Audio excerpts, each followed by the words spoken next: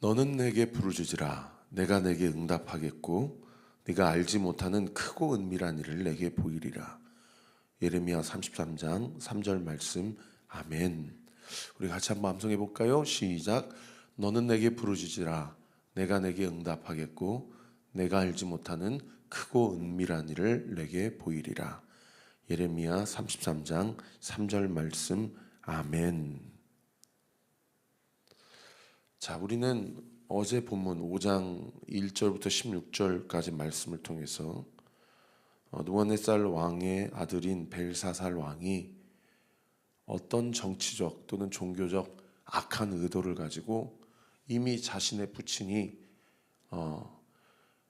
페르시아와의 전쟁에서 대패를 하였고 나라의 국군이 완전히 기울임 바 되었는데도 불구하고 자기가 실권을 장악했다라는 이유로, 그리고 오늘 본문에 보시면은 22절에 보세요. 벨사살이여, 왕은 그의 아들이 되어서 이것을 다 알고도 아직도 마음을 낮추지 아니하였다. 여기 이것을 다 안다는 건 이것은 무엇을 얘기합니까? 18절부터 21절까지 다니엘이 지금 무엇을 리마인딩 해주고 있어요? 느부갓네살 왕이 교만해져 가지고, 그래서 임의로 19절 하반절에 보세요. 임의로 죽이고 살리고 임의로 높이고 낮추고 자기 마음대로 자기 인생을 결정하니까 20절에 보시면 그의 마음의 결과가 어떻게 됐다고 그래요?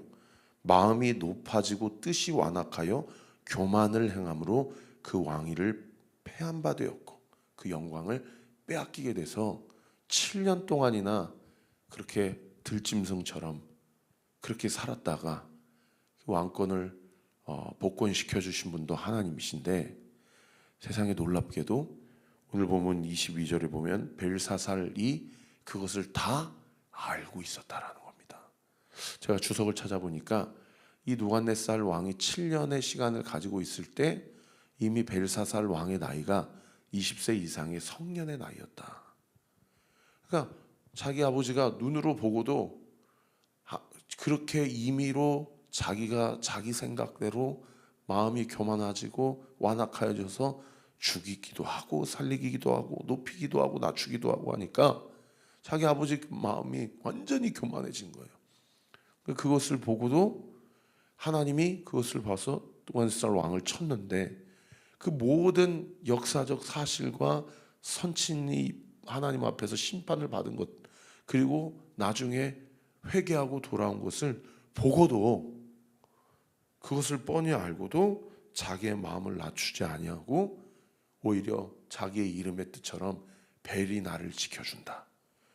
여호와 하나님은 만유의 주제가 아니시다 라고 생각을 하고 그 빼앗아온 성전의 기물을 다 가져다가 거기에 부어라 마셔라 하면서 그런 신성모독적인 정말 금기시하는 그런 일들을 했다라는 겁니다. 여러분, 여기서 제가 오늘 말씀을 전하면서 19절 하반절에 아까 제가 읽어드린 그는 임의로 죽이며 임의로 살리며 임의로 높이며 임의로 낮추었더니, 그 임의로 자신의 어떠한 결정과 선택으로 점철된 인생의 마음의 결과가 뭐다?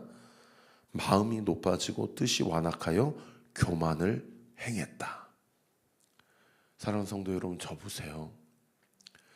임의로 내 마음대로 결정한 인생의 결론은 교만입니다. 그리고 하나님은 교만한 자를 낮추십니다. 교만한 자를 치세요.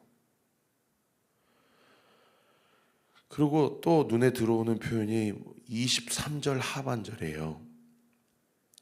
23절을 제가 읽어드리겠습니다. 도리어 자신을 하늘의 주제보다 높이며 그의 성전 그릇을 왕 앞으로 가져다가 왕과 귀족들과 왕후들과 후궁들이 다 그것으로 술 마시고, 왕이 또 보지도 듣지도 알지도 못하는 금은 구리 쇠나무 돌로 만든 신상들을 찬양하고, 도리어 여기서부터 중요합니다. 다니엘이 벨사살 앞에서 복음을 전하는데 하나님에 대해서 뭐라고 소개하냐면 이렇게 소개해요. 왕 당신의 호흡을 주장하시고 왕의 모든 길을 작정하시는 하나님께 영광을 돌리지 아니하였다. 와, 여러분, 이 말 할 때 다니엘은 어떤 심정으로 벨사살 왕 앞에서 이렇게 얘기했을까요? 예? 어제 본문에 보니까 왕비가 다니엘을 소개하잖아요. 근데 세상에 벨사살이 다니엘을 보니까 다니엘에 대해서 벨사살이 뭐라고 얘기합니까? 너는 65년 전에 바벨론 포로, 예루살렘에서 포로로 잡혀온 유다인 아니냐. 세상에 왕비가 이야기하지 않은 정보를 가지고 있는 거예요. 그러니까 어떤 주석학자는 벨사살 왕이 저 글씨를 보고도 넓적다리가 흔들리고 딱 달라붙었음에도 불구하고 다니엘의 존재를 알고 있었지만 그를 부르지 아니했다. 그렇게 주의하는 학자들도 있어요. 왜요? 제가 어저께 설교했지만 너 포로였잖아. 니까지 게 뭘 알겠어? 라고 하는 다니엘에 대해서 상당히 다니엘을 멸시하는 그런 생각, 그런 태도를 갖고 있는 사람이 이 벨사살 왕이거든요. 그런데 어떻든 대왕 대비 마마가 추천을 하니 불러서 해석을 해보라고 그러니까 해석은커녕 해석하기 전에 자신의 죄에 대해서 먼저 다니엘이 지적을 하는데 뭐라고 지적을 합니까? 왕의 호흡을 주장하시고 왕의 모든 길을 작정하시는 하나님께 영광을 돌리지 아니하였다. 그래서 어떤 학자는 80 먹은 노인이 이제 오늘 사실상 이 얘기하고 벨사살 왕이 그야말로 뚜껑이 열려서 저놈 쳐라 라고 해도 다니엘은 그것을 각오하고서라도 직언을 한 것이다. 어떻든 본문에 어제 본문 오늘 본문 쭉 보면 벨사살 왕 입장에선 다니엘이 그렇게 반갑지만은 않고 탐탁지만은 않았는데 그럼에도 불구하고 다니엘은요 하나님께서 그의 입술을 통해서 전하게 하시는 그 말씀을 분명하게 전한다라는 거죠. 자, 이런 관점에서 보면요 사랑하는 성도 여러분, 우리가 이 바벨론과 같은 신바벨로니아와 같은 이 오늘날을 살아가면서 이 음란하고 패역한 시대를 살아가면서 예수 그리스도를 믿는 우리가 취해야 될 태도가 오늘 본문이 두 가지를 이야기해 주고 있는데 첫 번째는 오늘 본문 17절처럼 다니엘이 왕에게 뭐라고 이야기합니까? 왕의 예물은 왕이 친히 가지시며 왕의 상급은 다른 사람에게 주옵소서. 그럴지라도 내가 왕을 위하여 이 글을 읽으며 그 해석을 아뢰리이다. 이런 거 주지 않으셔도 제가 해석해 드리겠습니다 라고 하나님께서 다니엘을 통해서 하나님의 사역을 감당하게 하시는 그 사명을 오롯이 잘 감당하고 있다는 거예요. 여러분, 뭘 대가를 바라면 우리가 할 말을 할 수 있습니까? 우리가 할 말을 못하죠. 어떤 사람에게 의지하거나 어떤 돈을 받거나 한다고 그런다면 우리가 마땅히 주께서 우리에게 감당해 주신 사역을 감당할 수 있습니까?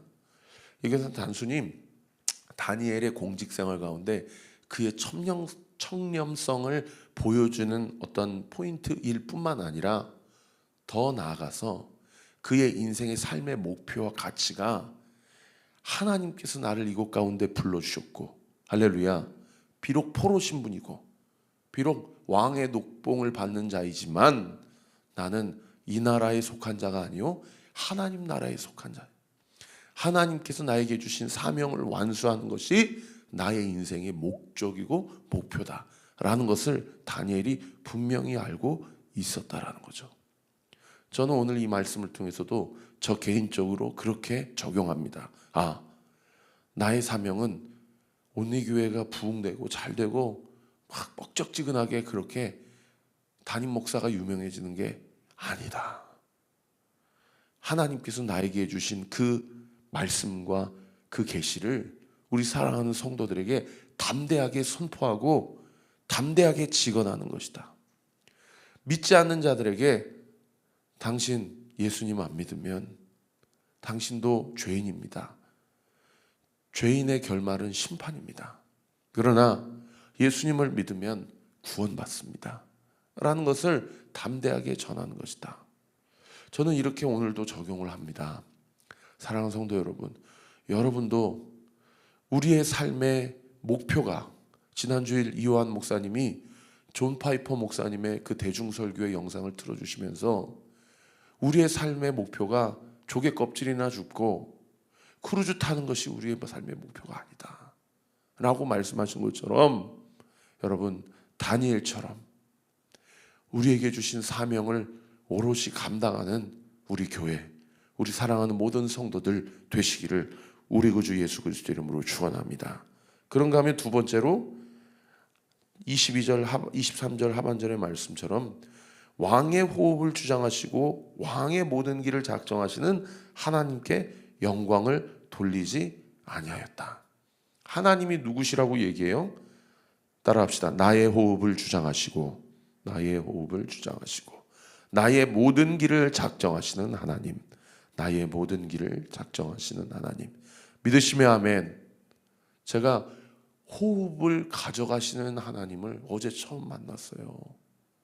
저는 사실 정말 장례 많이 집례해봤지만 임종은 제 살아생전에 처음 봤습니다. 심장 박동수가 서서히 96, 97부터 56, 54, 23, 22 띠 0으로 그러면서 눈물을 흘리시는데 얼굴이 너무 해같이 밝아요. 기쁨의 눈물을 흘리시면서 하나님 품에 안기시는 우리 사랑하는 배은수 집사님의 임종을 지켜보면서 목회자로서 얼마나 영광스러웠는지 몰라요. 여러분, 우리도 다 그렇게 하나님의 부르심을 받는 날이 옵니다. 여기 뭐라고 이야기해요? 우리 하나님은 나의 호흡을 주장하시는 분이라는 거예요. 할렐루야. 우리 하나님은 나의 모든 길을 작정하시는 하나님이라는 거예요.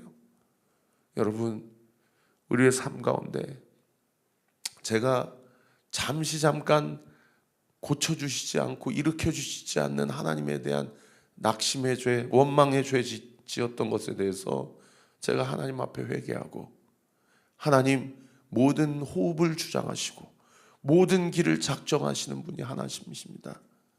내 뜻대로 기도 응답되지 않아서 주님 불평 원망한 거 주님 용서해 주세요. 그리고 지금 나에게 주어진 이 길이 너무나도 감당하기 어려운 고난과 광야의 한복판의 길이라 하더라도 주님 이 상황 가운데서도 나의 호흡을 주장하시고 나의 길을 작정하시는 분이 하나님이시다라는 사실을 기뻐하며 감사함으로 인정하는 믿음의 사람이 되게 해주세요. 할렐루야. 저와 우리 모든 온리교회 성도들, 우리 사랑하는 배은수 집사님 위해서 기도해 주시고 금식해 주시고 마음을 모아주셔서 감사합니다. 제가 상주를 대표해서 우리 사랑하는 성도들에게 말씀드립니다. 우리 배은수 집사님이 우리 교회에 주신 선물은요, 내 뜻대로 응답되면 기뻐하고 응답되지 않으면 불평 원망하는 그런 하나님이 아니라, 나의 뜻대로 응답되지 않다 하더라도 그것이 나에게 가장 선한 길이요 가장 좋은 길임을 인정하고, 그럼에도 불구하고 나의 호흡은 주님의 것이요, 할렐루야, 나의 모든 길은 이미 주 하나님께서 나에게 작정하신 길임을 믿는 그 믿음을 우리 사랑하는 온리교회 모든 성도들에게 선물로 주셨다라는 것을 믿는 은혜가 있게 되시기를 우리 구주 예수 그리스도 이름으로 축원합니다. 그럴 때에 여러분, 그 글자에 대해서 25절 이하로 이제 해석을 해주게 됩니다. 25절에 기록된 글자는 이것이니 곧 메네 데겔 우바르시니라. 이 메네라는 뜻은 무슨 뜻이라고 그래요? 26절에 보면 하나님이 이미 왕의 나라의 시대를 세워서 그것을 끝나게 하셨다며. 이 메네라는 뜻은 세다라는 뜻이에요. 세다. 사랑하는 성도 여러분, 하나님이 우리의 연수를 세고 계십니다. 할렐루야. 세고 계세요. 그리고 대개이라는 뜻은 무슨 뜻이에요? 27절에 보시면 왕의 저울을 달아보니 부족함이 보였다며. 대개이라는 뜻은 저울에 달다라는 뜻이에요. 사랑하는 성도 여러분, 하나님이 우리 인생을 세어보실 뿐만 아니라 우리의 인생을 저울에 달아보시는 하나님이에요. 저는 이 말씀이 얼마나 두려운 말씀인지 몰라요. 이 말씀 얼마나 두려운 말씀입니까? 우리의 인생을 정산하시는 하나님이라는 거예요. 그리고 우바르신이라는 뜻은 무슨 뜻입니까? 28절에 보세요. 베레스는 단수요, 우바르신은 복수인데 같은 뜻입니다. 28절에 베레스는 왕의 나라가 나뉘어서 메대와 바사 사람에게 준 바 되었다 함이니이다. 이 우바르신이라는 뜻은 나누어 주다라는 뜻이에요. 그러니까 종합해 보면 메네 데겔 우바르신, 세다 세어보니 세어보고 저울로 재보니 너는 깜냥이 아니구나. 너는 부족함이 많구나. 너는 너무 교만하구나. 그러니 내가 너를 쳐서 너의 나라를 메대와 바사에게 나눠주리라 라는 그런 뜻이라는 거예요. 여러분, 우리 하나님은 나의 인생을 세하려 보시고 저울에 달아보시는 하나님이라는 사실을 두렵고 떨린 마음으로 받으시길 바랍니다. 그런데 그 하나님의 기준 앞에 누구도 의롭다 인침받을 수가 없어요. 하나님의 기준은 행위가 아니고 우리의 본성이요, 우리의 경향성이기 때문에 우리는 사람을 죽이지 않았지만 하나님은 미워하는 감정만 갖고도 이미 사람을 죽였다고 그러시고, 우리는 남자를 여자를 겁탈하지 않았지만 하나님은 음욕을 갖는 것만으로도 이미 탐했다라고 하시는 분이기 때문에 행위로서는 그분 앞에 의롭다고 인침받을 자가 없다는 거예요. 그럼 우리는 어떻게 주님 앞에 그 세하려 보시고 저울로 달아보시는 하나님 앞에 의롭다고 인침받을 수 있습니까? 여러분, 행위가 아니요, 예수 그리스도를 믿는 믿음임을 믿게 되는 은혜가 있게 되기를 예수님의 이름으로 축원합니다. 오직 믿음으로 말미암아 구원을 얻습니다. 오늘 이 아침에도 예수 그리스도를 믿음으로 나의 모든 죄와 허물과 나의 생각과 모든 마음까지도, 그리고 나의 행위까지도 다 모든 무게와 그 모든 정산을 이미 예수 그리스도께서 십자가에서 다 치루셨음을 믿으시기를 우리 구주 예수 그리스도의 이름으로 축원합니다. 그러므로 우리는 예수 그리스도 안에서 의롭다고 인침받을 수 있습니다. 할렐루야. 그리스도와 함께 죽고 예수 그리스도와 함께 살아감으로써 주님이 나의 삶을 정산하시고 세워보실 때에 우리의 삶을 나누어 버리시는 분이 아니시라 우리의 삶을 세우시고 우리의 삶을 일으키시고 우리의 삶을 의롭다고 인쳐주시는 하나님이심을 믿으시기를 우리 구주 예수 그리스도 이름으로 축원합니다. 이렇게 얘기를 했더니 29절에 벨사살이 뭐라고 얘기합니까? 다니엘에게 자주색 옷을 입히고 금사슬을 그의 목에 걸어주고 그를 위하여 조서를 내려 나라의 셋째 통치자로 삼았다. 그래서 어떤 성도님들은, 제가 예전에 이 설교했더니, 아니 벨사살이 이런 얘기를 듣고도 저 자를 목을 쳐라라고 이야기하지 않고 어떻게 약속대로 이렇게 해줄 수 있습니까? 여러분, 다 대소신료들이 보고 있잖아요. 천하 백성들이 다 보고 있는데 자기가 내뱉은 말을 지키지 아니할 수 있습니까? 그러니까 자기 자존심이 있기 때문에 이렇게 이야기한 거지, 벨사살이 기쁨으로 이것을 받아들이고 회개한 게 아니에요. 왜냐? 30절에 그날 밤에 갈대아 왕 벨사살이 죽임을 당하였다. 그리고 메대 사람 다리오가 나라를 얻었는데 그때 다리오의 나이가 62세였다.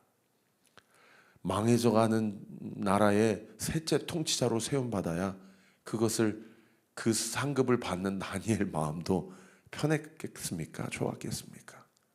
주석을 찾아보니까 그날 밤에 메데 페르시아 군대가 쳐들어왔는데 바벨론 도시는 4겹으로다가 성벽으로 보호되어 있기 때문에 성벽의 너비만 26m가 돼요. 도저히 군대로서는 점령할 수 없는 성이에요. 그러니까 페르시아 군대가 바벨론 성 정중앙을 가로지르는 유프라테스강 상류를 댐을 만들어 가지고 그 물을 끊어 가지고 세상에 그 물 높이가 낮아진 그 아래로 바벨론 선앙으로 진입했는데 들어가서 보니까 벨사살 왕이 정신 못 차리고 여전히 백성들과 잔치를 베풀고 있다라는 거예요.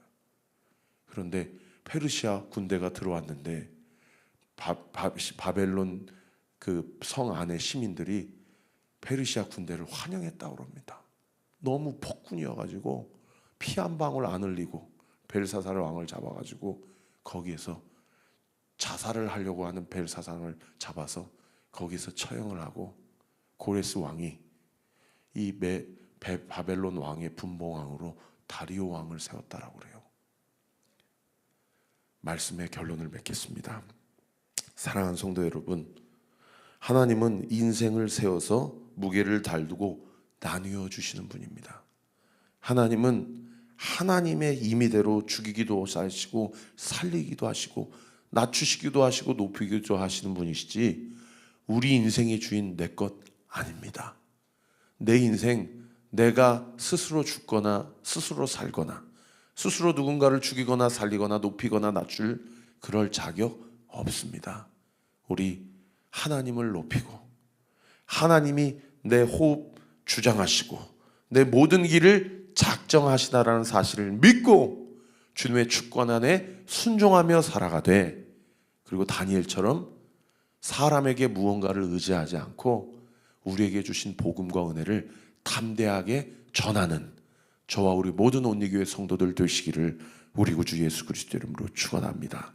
기도하겠습니다. 아버지 하나님 감사합니다. 오늘 주신 말씀 마음에 새깁니다. 주님은 사람의 인생을 헤아리시고 무게를 달아보시고 나누어 주시는 분임을 우리로 다시금 깨닫게 해주심에 감사드립니다. 인생의 호흡을 주장하시고 모든 길을 작정하시는 하나님 앞에 행여나 우리 중에 주 하나님이 누구이신지 알고도 벨사살처럼 자기를 높이고 교만에 빠져 하나님 앞에 심판받는 인생이 되지 않도록 오늘도 우리 사랑하는 고 배윤수 집사님께서 우리 교회와 우리에게 주신 선물을 기억하며 감사하며 하나님의 뜻을 온전히 깨달아 주님께 순종하며 살아가는 그리고 주님이 우리를 구속하신 그 복음, 그 대가 없는 그 구원의 은혜 그것을 사랑하는 모든 사람들에게 담대하게 전하며 살아가는 저와 우리 모든 온리교회 성도들 되게 하여 주옵소서. 이 새벽에 우리 사랑하는 우리 모든 성도들의 눈물의 기도 예수의 이름으로 명하노니 응답될 지어다. 응답될 지어다. 응답되게 될 지어다. 상중에 있는 유가족들에게 놀라운 은혜와 사랑을 베풀어 주시고 모든 장례 절차가 은혜 가운데 마무리될 수 있도록 주께서 강권적으로 역사하여 주옵소서. 감사드리고 예수 그리스도 이름으로 기도하옵나이다. 아멘. 지금은 우리 구주 예수 그리스도의 은혜와 하나님의 사랑과 성령 하나님의 위로 교통 충만하심이 주신 말씀 붙잡고 하나님 앞에 하나님의 뜻을 온전히 이루기로 결단하는 우리 사랑하는 온리교회 모든 성도들 머리머리 위에 지금으로부터 영원토록 함께 하시기를 간절히 축원하옵나이다. 아멘.